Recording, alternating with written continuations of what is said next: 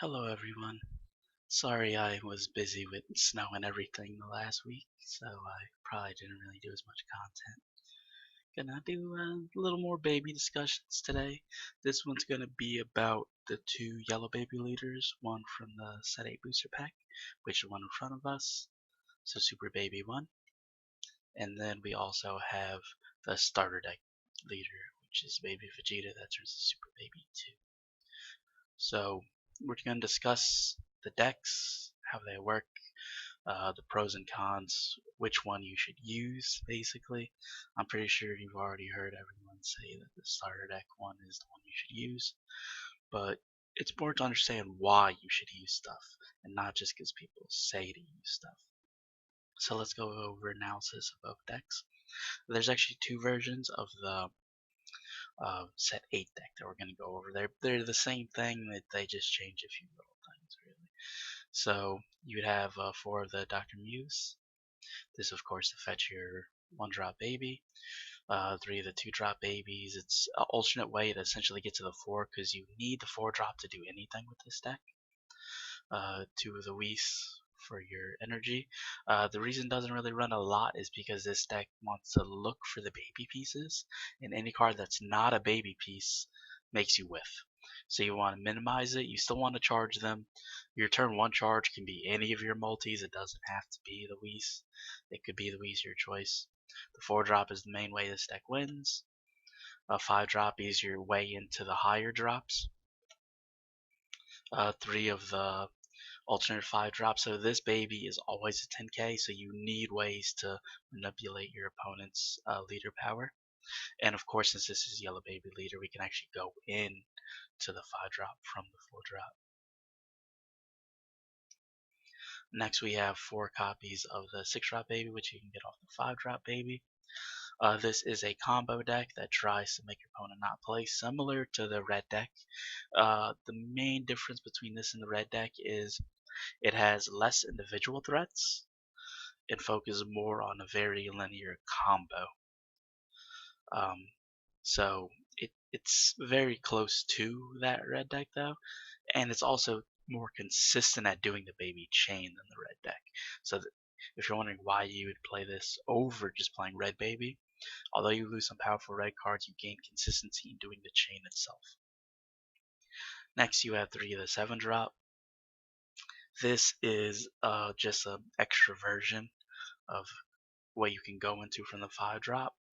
Another reason you would do this is to manipulate opponents' leader power, because maybe you don't have your other 5-drop, maybe you don't have your SCR. It lets you do that. And finally, it's multicolor energy that also doesn't whiff for your baby searches. Next, you have SCR, which if you're playing this leader, you kind of need that in the deck, because sometimes you do get to turn 5. Realistically, this deck wants to turn 2, baby chain to the 6-drop, turn 3, do the 4 and get to the 5, and basically try to swing for game turn 3. But sometimes it does get to turn 5 if your opponent knows how to play against the deck and pass properly, in which case then you just win on turn 5 with that baby. The 3 copies of the 1-drop, because really you don't want too many in a deck like this. 2 Blood Waves, just to get your pieces you're missing, specifically the 4-drop, because it's the most needed piece. 4 Bulmas, number 1, it's a Brainwash card. Number 2, when you're flipped over, you can basically play for free. It's like getting your front side ability for free. 2 Time Magics, just for some respect in terms of negating. Since you are a combo deck, and your leader's 10k on both sides, you kinda need it. The Bola Brainwashed, because it's another Brainwashed. You can play for free and have a blocker, because once again, you're a 10k. So you kinda need blockers. We only run 8 Brainwashed. You should see about half your deck with this deck, because of how much it searches. So realistically, you should be able to get the 4 for the baby on turn 3. 4 super combos, and 3 of the 3-drop baby. So basically, the 3-drop baby and the 2-drop baby are an alternate line to get to the 4 in case you can't find it. It's just to be more consistent at getting your combo off. For the side deck, we have 1 Champa, just because sometimes you need that last hit. 2 of the super babies, the 8-drop. So this is because this deck is still very much a combo deck that likes to play the 6, and it's great getting the 6 or 7 out. Next one is for Retaliation Cooler. Great reason to be in yellow. Sometimes you just need to stop that last negate to be able to win. 3 of the anti-ramp force objections. This deck, like I said, can go to turn 5 sometimes. So sometimes you just need a way to prevent those ramp decks from winning first. 2 Harus. So many yellow matchups. No reason not to have Harus. 2 of the Tians. Blue is a thing right now. The ramp decks are playing blue leaders.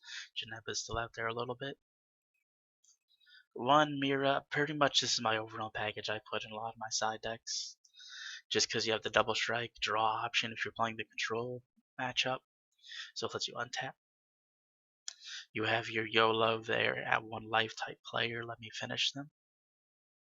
And of course your Dark Banisher. You especially need these now in all the hot shots and negates. Before we go over the other baby leader, quickly we'll go over a tiny change.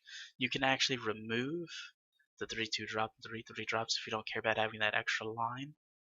Added 3 Topos, 2 Plane of Vegetas to search for the 4 drop more often. Add in 1 more of the 1 drop baby, just for those games where sometimes you don't see it, and to preserve our combo power a little bit. And you change your super combo to the Pure Heart, just because it can be searched with Plane of Vegeta. So, like I said, this is a combo deck. You want to try to win on turn 3. One of the big cons of this deck is it is very hard to combo with this deck. Most of your cards are 10Ks, which you'll find to be a huge problem for this deck. So you kinda need to understand that you need to win fast, or you need to stall with the combination of the time magics and the bullas, and just a sick drop stopping your opponent from being able to play stuff. That's how you're gonna survive. And even then, this deck doesn't like facing aggro that much. Aggro can be an issue for it, so keep that in mind. The regular red baby, although it's less consistent getting the chain, had a better aggro matchup than this yellow baby deck. So you gotta remember your trade-offs when you're playing this. Okay, now let's go over the starter deck leader. So starter deck leader is a lot more aggressive. You'll notice we don't even have the 6-drop baby. It's because this deck isn't playing the long game. This deck is winning turn 2, turn 3. It's all about heartfelt play and pan. Just to go over, we do have 2 East once again. I've seen some builds not run it. I think you should though, just because it gives you options in terms of your energy. It is playing a lot of yellow, but it does need some red to go off, so it's important to have that option. 1 Champa, just because sometimes you need that little push. 4 copies of the 4 drop because you kind of need it. This deck does not do the actual Union Absorb, so there's no Brainwash cards. 3 Topos, it's a negate that advances your board with a meaningful body. You're an aggro deck, nothing wrong with having it. It's also red combo power, because one issues with this deck is it actually lacks red combo power due to rival. You're mostly doing it off move, but you do need something else. There are some decks that do have the pan in it, that's red, but I think Topo does more for the deck overall in terms of letting it play differently and giving you actual threat you can use.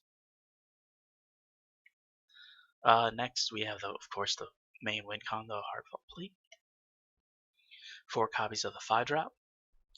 2 copies of the 6 drop. This is just something you can do to push off the Heartfelt Plea. Let's say they negate the first hit of the Heartfelt Plea and you just need a lot more damage than 3.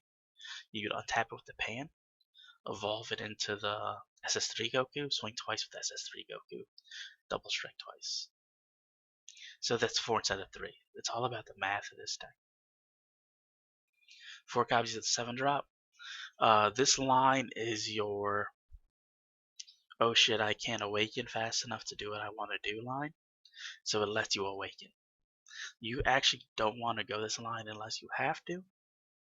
But it's in there. It's also your multicolor energy because you need multicolor energy to do the move.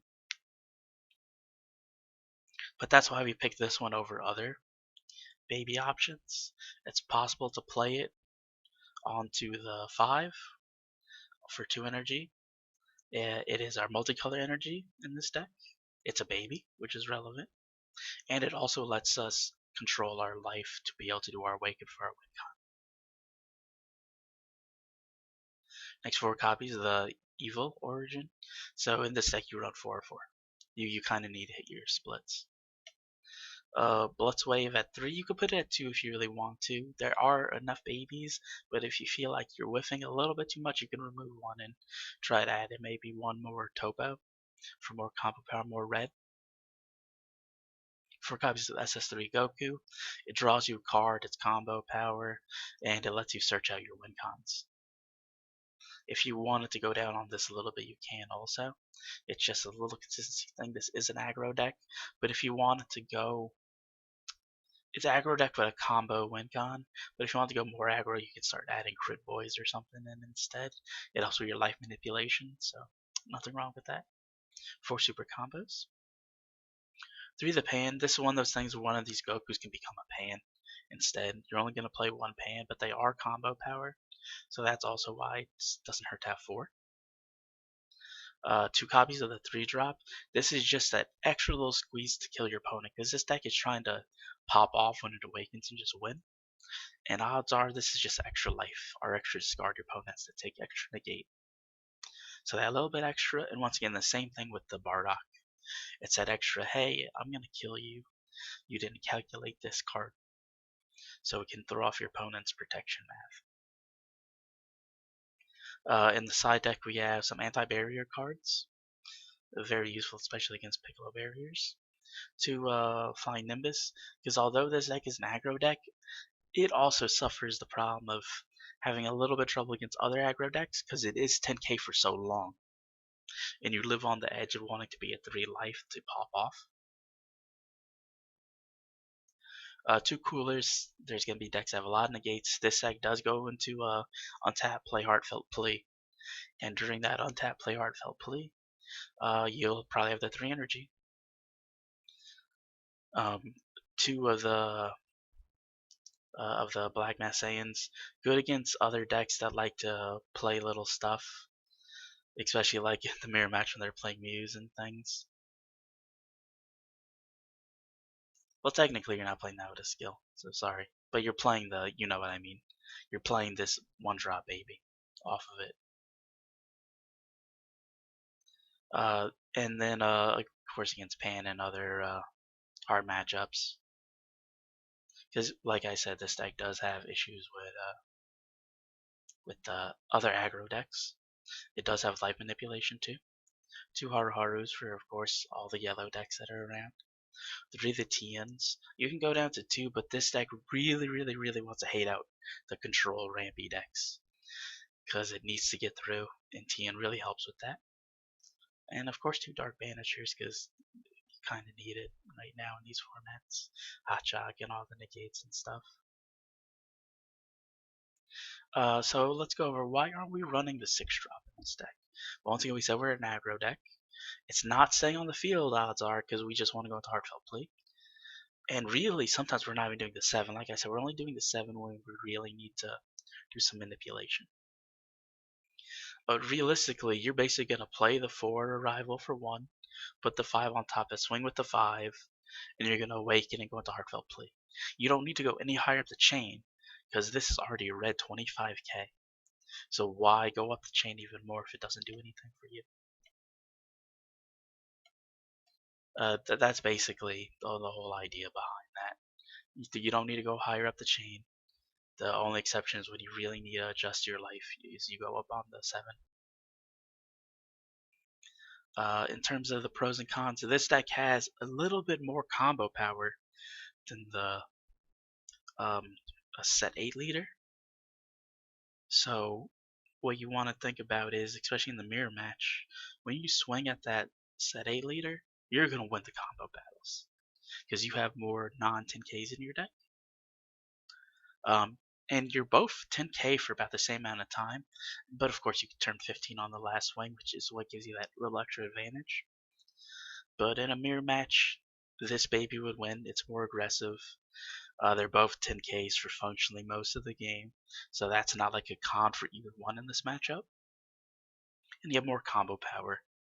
So right off the bat, if you were just saying this baby versus other baby, this baby's probably going to win the mirror match. In terms of their weakness, they're both fairly weak to aggro decks. So keep that in mind, although this one is slightly stronger against aggro, simply because on the last turn, the draw to untap 2, if it really needs a Forced Awaken, it can do that, while the other deck kind of just folds to other aggro decks. It is a little bit less consistent in terms of you're no longer doing the baby chain, you're still searching out pieces, but you're really betting on the Moo to get your arrival out. You might have to topo occasionally to get your arrival out. While the other deck, if you're playing the version that has the 1, 2, 3, you have an alternate chain to get to the 2. And even if you're not doing the alternate chain, you have the other deck that has the Plan of Vegeta to get your 4-drop. This deck, if you don't see your 4-drop, if you don't get your red combo power to get out your 4-drop, you're gonna have a bad time with this deck. Its only saving grace is the fact that even without the 4-drop, the leader itself is a fair threat, while the other deck does nothing without getting to the 4-drop. So that's what you want to think about. If you're playing either deck, you can have fun. You can win games with both decks. Just understand they both have that aggro weakness. This deck has more ability to work with its leader by itself and slightly less consistent chain. The other deck has more consistent chain, but the leader is very dead without getting your cards. So you have to ask yourself which way you prefer to play, and also how much of the starter deck you're going to see. Because if you think you're going to see a lot of starter decks at your locals or your regionals or whatever tournament, right away that's a sign you shouldn't play the non-starter deck one, just because you're going to have some bad mirror matches that way. I hope this was informative. You guys can let me know. You can let me know what you think or what you would change in decks. I know there's multiple ways you can build these. It's just a sample build for the deck. One last thing you might notice is the star deck doesn't have the 8-drop. It's not doing the chain. It doesn't need the 8-drop. You don't care. You're not even playing the 7 most of the time. So it doesn't need the 8-drop in the side deck. As always, have fun and best of luck in all your games, everyone. Bye.